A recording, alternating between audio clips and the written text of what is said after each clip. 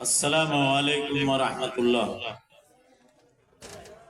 الحمد للہ رب العالمین والصلاة والسلام علی سید المرسلین وعلی آلہ وصحبہ اجمعین ومن تبعہم بإحسان الی یوم الدین، اما بعد فاعوذ باللہ من الشیطان الرجیم، بسم اللہ الرحمن الرحیم۔ یرفع اللہ الذین آمنوا منکم والذین اوتوا العلم درجات۔ وقال النبی صلی اللہ علیہ وسلم خیرکم من تعلم القرآن وعلمہ، رواہ البخاری۔ اسٹیج پر تشریف فرما علماء کرام اور اس سالانہ انجمن کے ناظم اجلاس شاگرد رشید فضیلت الشیخ اعجاز احمد ندوی حفظہ اللہ، اور سامنے بیٹھے ہوئے آپ تمام حضرات، آپ لوگوں نے بذات خود عینی مشاہدہ کیا کہ اللہ کے فضل و کرم سے 14 طالبات اور 14 حفاظ کرام فارغ ہوئے ہیں۔ یقیناً یہ بڑی خوش نصیبی کی بات ہے کہ جو لوگ اپنے بچوں اور بچیوں کو شرعی اور دینی تعلیم سے مزین کرتے ہیں، یقیناً اللہ تبارک و تعالی نے قرآن مجید کے اندر جس علم کے ذریعے سے درجات اور مراتب کے بلند کرنے کی بات کہی ہے، وہ شرعی اور دینی ہی علم ہے، اس کے علاوہ کوئی دوسرا علم نہیں ہے۔ اور اللہ کے نبی اکرم صلی اللہ علیہ وسلم نے جو فرما دیا کہ دنیا کے اندر سب سے بہتر وہی انسان ہے جو قرآن سیکھے اور سکھلائے، یقیناً دور حاضر کے اندر لوگوں کی نظروں میں ایسے لوگ حقیر نظر آتے ہیں، لیکن اللہ کے یہاں اگر اخلاص کے ساتھ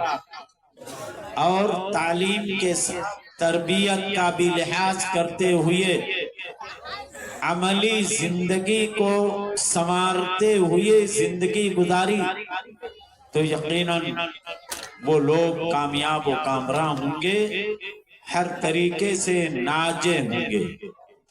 ہمیں اور آپ کو یہ چیز بھی جاننی چاہیے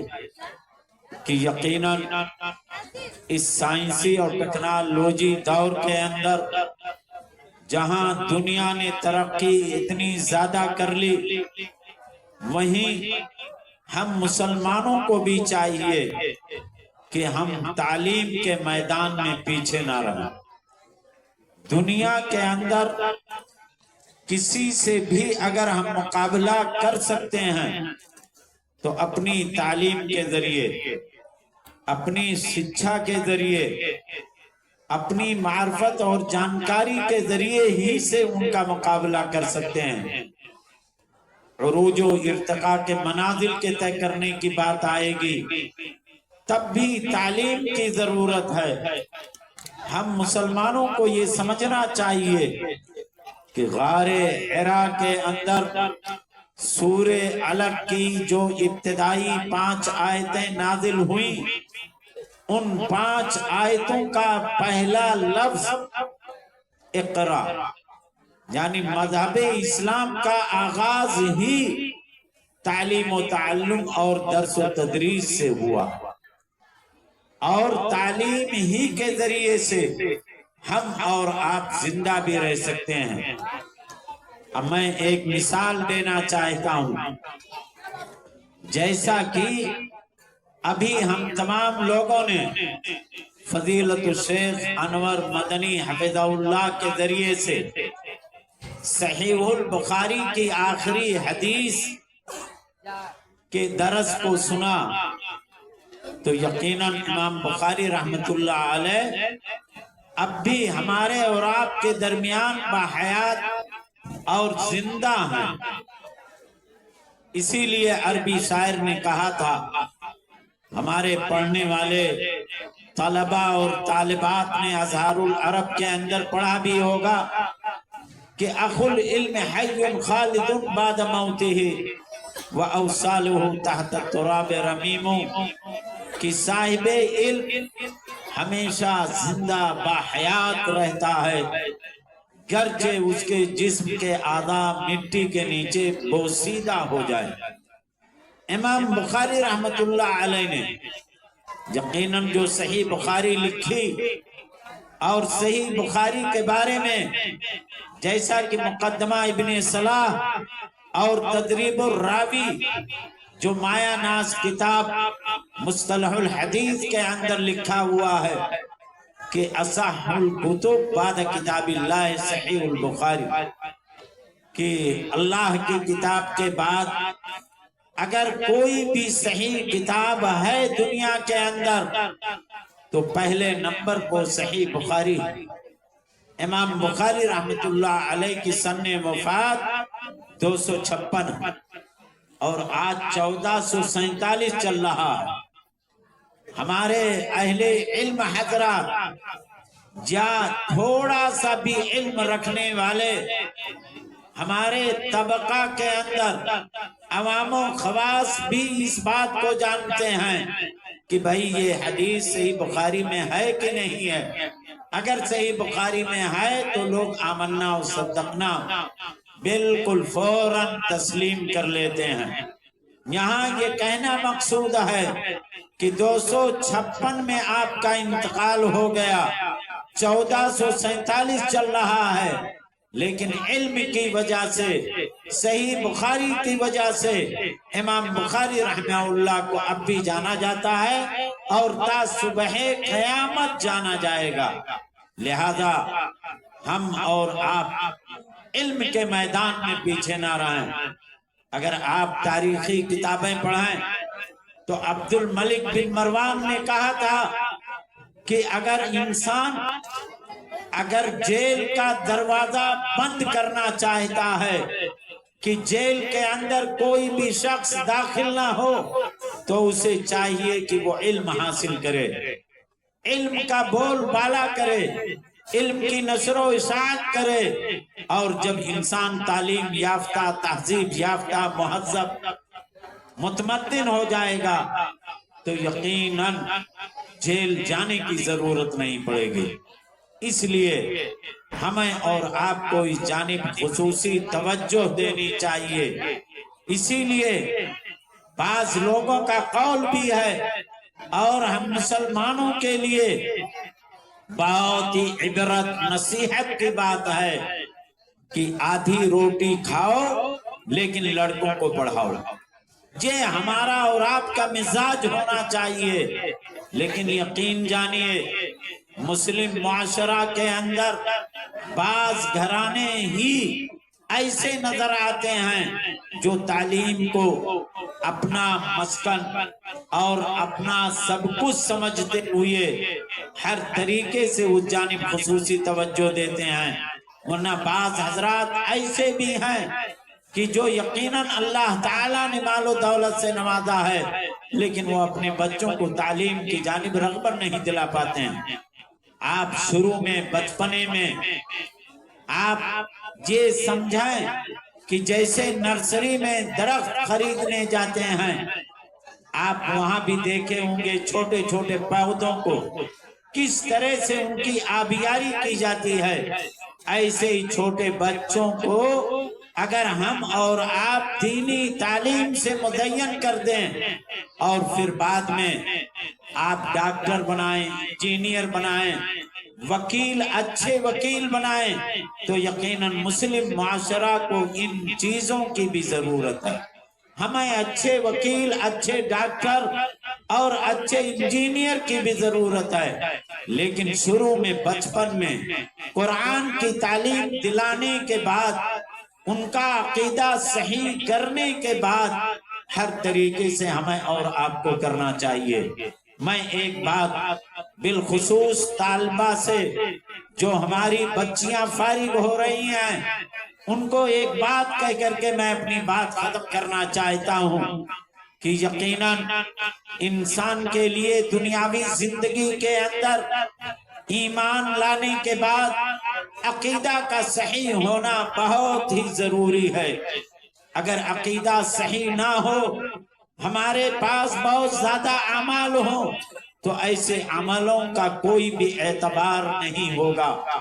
عقیدہ کا صحیح ہونا ضروری ہے۔ اسلامیات کے اندر، ایمانیات کے اندر اگر اس بات کا جائزہ لیا جائے تو یقیناً صحیح العقیدہ کی مثال جسم کے بدن کے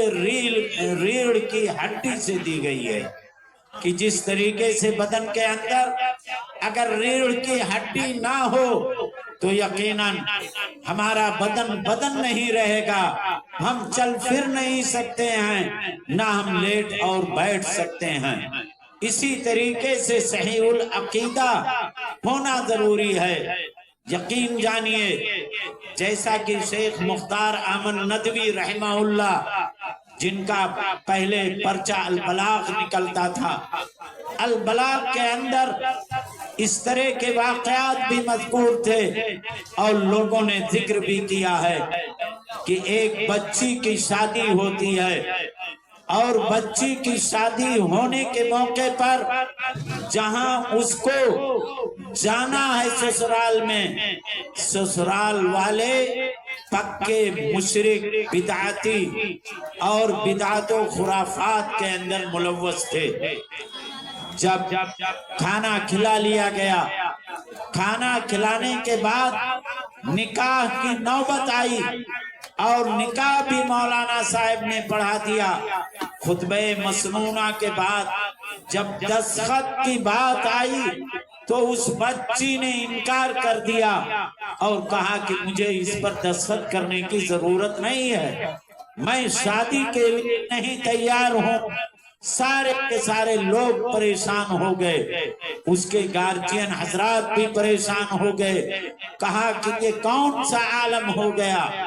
پھر وہ باپ غصے کے عالم میں جا کر کے مولانا مختار احمد ندوی رحمہ اللہ سے کہا کہ آپ کے ادارے میں عائشہ کلیہ عائشہ کے اندر ہم نے اپنے بچے کو بھیجا، آپ نے کیا تربیت دے کر کے بھیجی ہے، کس طریقے سے میرے بچی کو پڑھایا، کہ یہاں پورا انتظام ہے، اور انتظام ہونے کے بعد بچی نے دستخط کرنے سے انکار کر دیا ہے۔ بہرحال مولانا مختار احمد ندوی رحمہ اللہ بتاتے خود آئے، اور کے بعد بچی سے پوچھا، کہا کہ بھائی اس میں ہماری بھی رسوائی ہے، تمہارے والدین کی بھی رسوائی ہے، کیوں نہیں آپ دستخط بنا رہی ہیں؟ کہا کہ آپ ہی نے اپنے کلیہ عائشہ کے اندر محمد بن عبد الوہاب رحمہ اللہ کی مایہ ناز کتاب التوحید پڑھائی ہے، اور کتاب التوحید یہ بدعت اور شرک و بدعت کے لیے یقیناً ایک لاٹھی کی حیثیت، ایک یہ نیزہ کی حیثیت رکھتا ہے۔ کہا کہ کتاب التوحید کے اندر شرک کی مخالفت اور توحید کے اعتراف کے سلسلے میں آپ نے یہ درس دیا ہے، اور یہ لوگ شادی کرنے کے بعد ہمیں درگاہوں پر لے کر کے جائیں گے۔ پھر اس کے بعد مولانا مختار احمد ندوی رحمہ اللہ نے جا کر کے باپ اور بیٹے سے بات کی۔ باپ بیٹے نے کہا کہ بھائی میں یہ سب شرک نہیں سمجھتا ہوں۔ بہرحال انہوں نے سمجھایا سمجھنے کے بعد بیٹے نے بھی توبہ کیا اور باپ نے بھی توبہ کیا، کہا کہ میں شادی کرنے کے بعد کسی مزار پر نہ لے جا کر کے،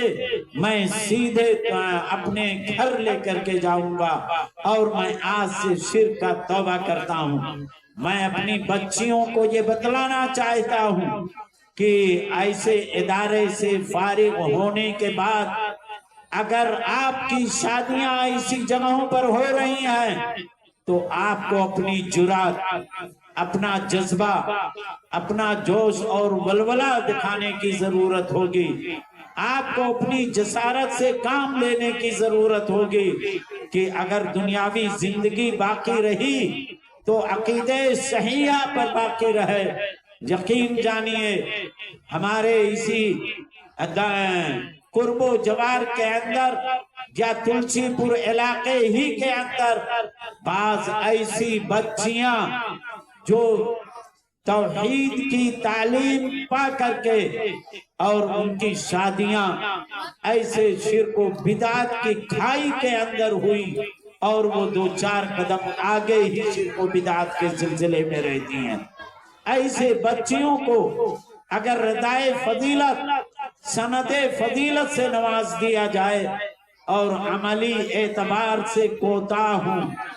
عملی اعتبار سے اگر وہ کوری ہیں تو یقیناً کوئی فائدہ نہیں ہوگا۔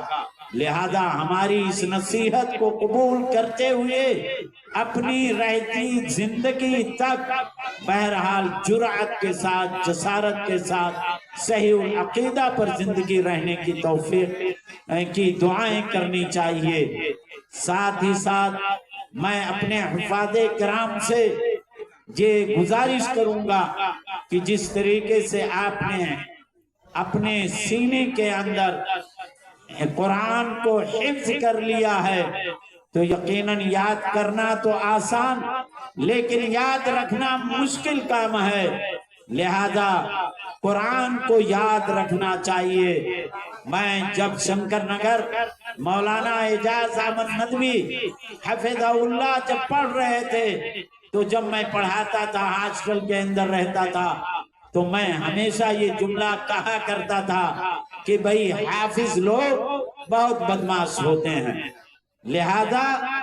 یہ نہ ہو کہ سندے یہ حفظ قرآن اپنے سروں پر باندھنے کے بعد آپ قرآن پاک کو بھول جائیں، قرآن پاک کا دور نہ کریں، قرآن پاک کو اپنے سینوں کے اندر اچھے طریقے سے محفوظ نہ کریں۔